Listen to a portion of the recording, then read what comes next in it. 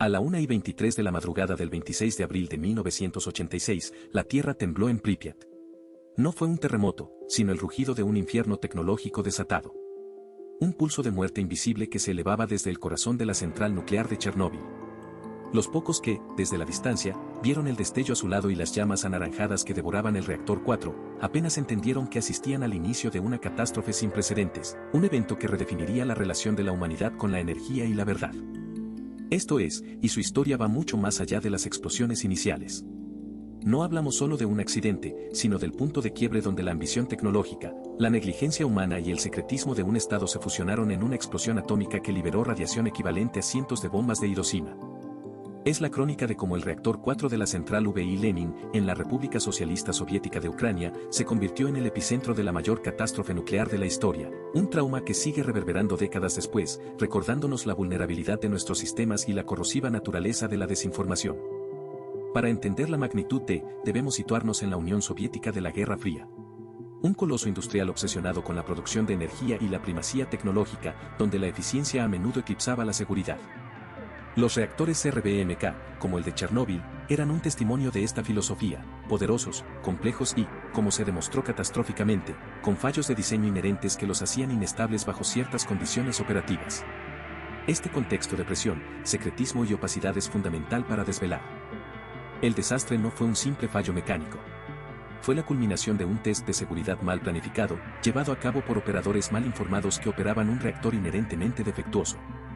La serie de errores, las decisiones precipitadas y la falta de protocolos adecuados crearon una tormenta perfecta que llevó a dos explosiones masivas, volatilizando el núcleo del reactor y lanzando al cielo una columna de material radiactivo que se extendería por vastas regiones de Europa.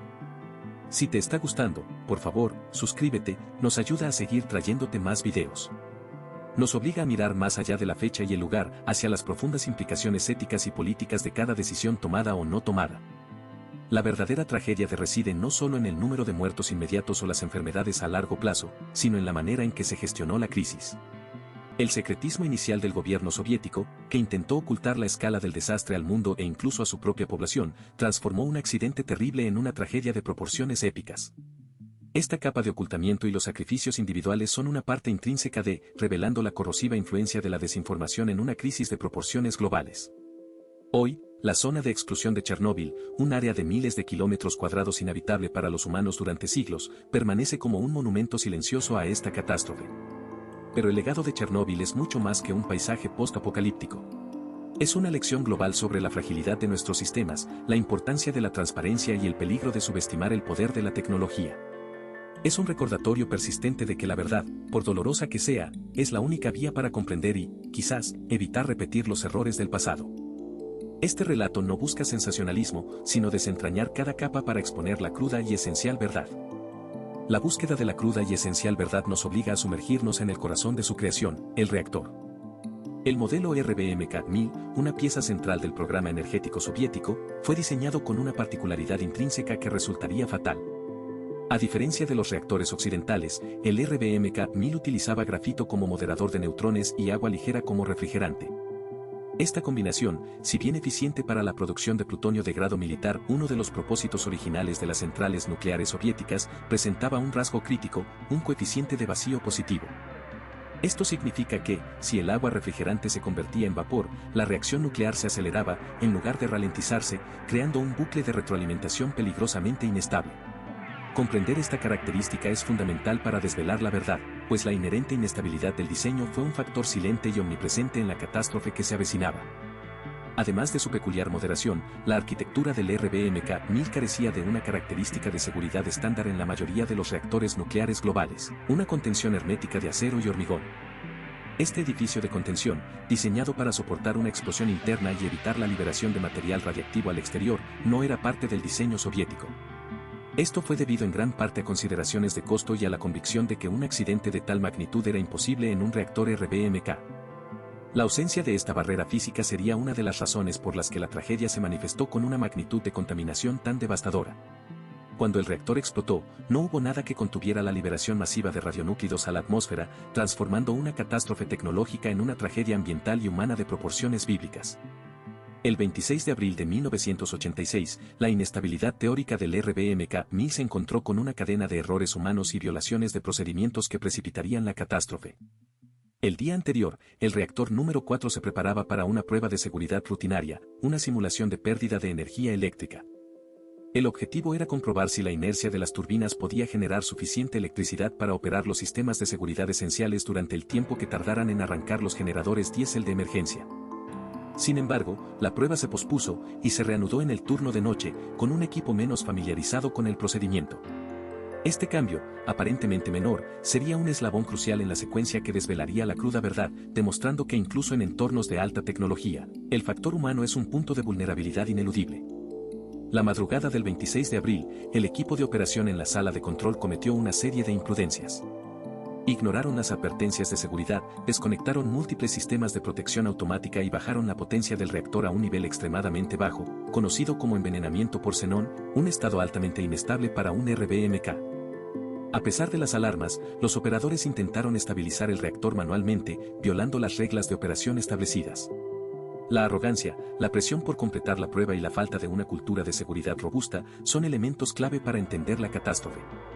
El reactor, ya al límite de su capacidad y con sus sistemas de seguridad inoperativos, se convertía en una bomba de tiempo a la espera de un detonante.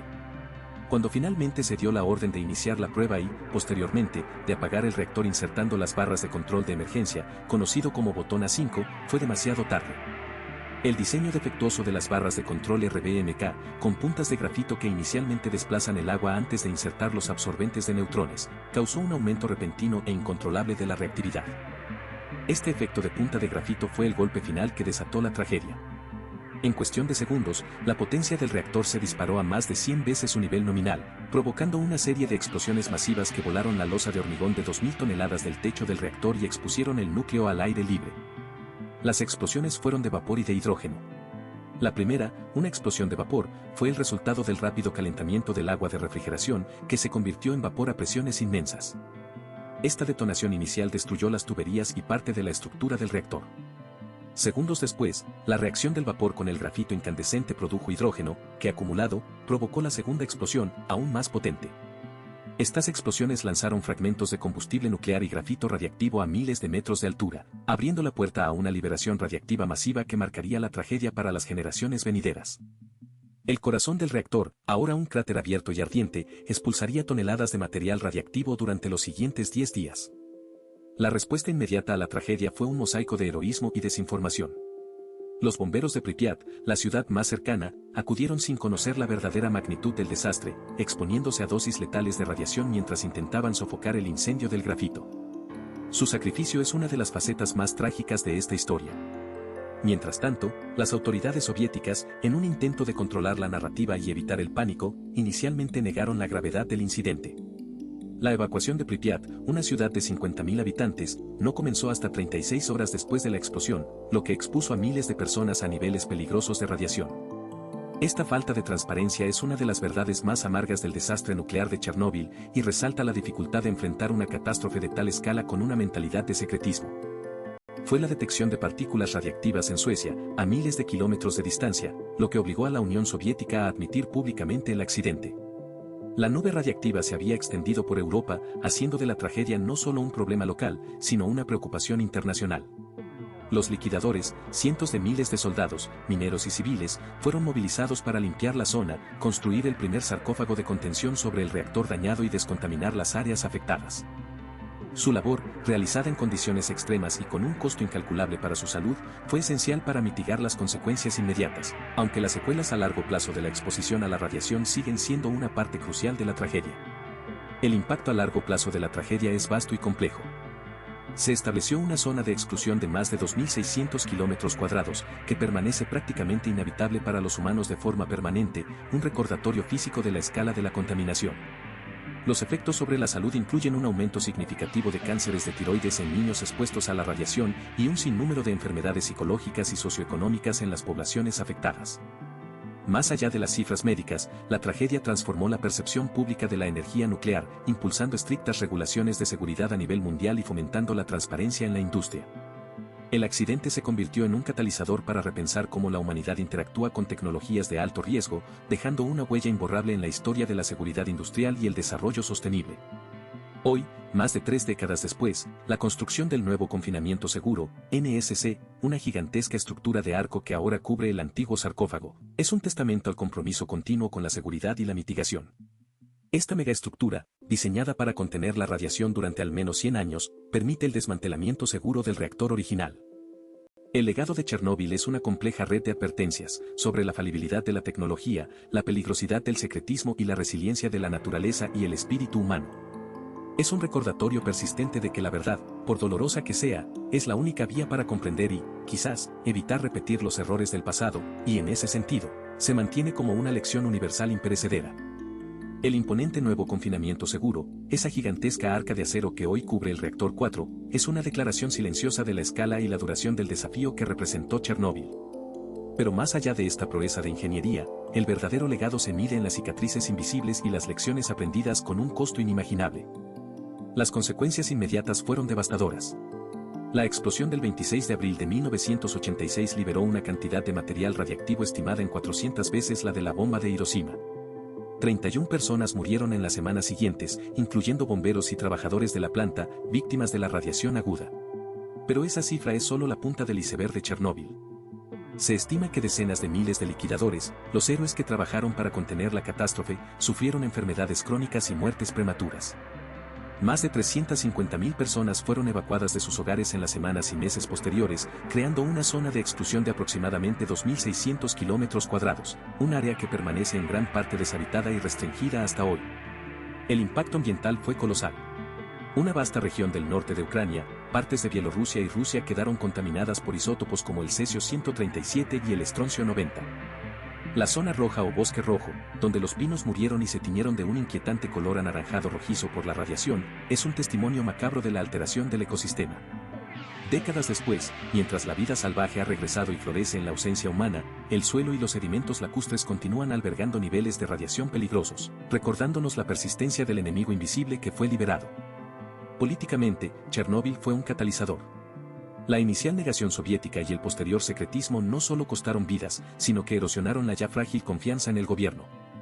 La demanda de transparencia, tanto interna como internacional, contribuyó significativamente a la política de glasnost de Mikhail Gorbachov y, en última instancia, al colapso de la Unión Soviética. El desastre obligó a una reevaluación global de la seguridad nuclear, llevando a mejoras drásticas en los protocolos y diseños de reactores en todo el mundo, aunque también estancó temporalmente el desarrollo de la energía nuclear en muchos países. La lección sobre la falibilidad de la tecnología y la imperiosa necesidad de una cultura de seguridad robusta es una de las facetas más cruciales de Chernóbil. ¿Pero por qué se recuerda Chernóbil con tanta intensidad, décadas después? Se recuerda como un sombrío recordatorio de lo que puede suceder cuando la ambición tecnológica supera la prudencia, cuando la burocracia sofoca la verdad y cuando el secretismo reemplaza la responsabilidad. Es un símbolo de la resiliencia humana frente a la adversidad, ejemplificada por los liquidadores, los científicos y los ingenieros que siguen trabajando en la zona. Es también una demostración inquietante de la capacidad de la naturaleza para recuperar espacios abandonados, aunque sea bajo una amenaza invisible. En su esencia, es una parábola moderna. Nos enseña que la ciencia cinética es peligrosa, que la verdad debe prevalecer sobre la conveniencia política y que los errores del pasado son las brújulas del futuro. La radiación invisible que aún persiste en la zona de exclusión, la huella de las ciudades fantasmas como Pripyat y el gigantesco sarcófago que la cubre, son monumentos a una catástrofe que redefinió nuestra relación con la energía y la responsabilidad. Es una lección universal imperecedera que sigue resonando, una advertencia para escuchar a la ciencia, valorar la transparencia y comprender las profundas implicaciones de nuestras innovaciones. La verdad detrás de Chernóbil, por dolorosa que sea, es la única vía para comprender y evitar repetir los errores de un pasado que aún nos persigue. Si te ha gustado, suscríbete para más historias increíbles. Nos ayuda mucho a seguir creciendo.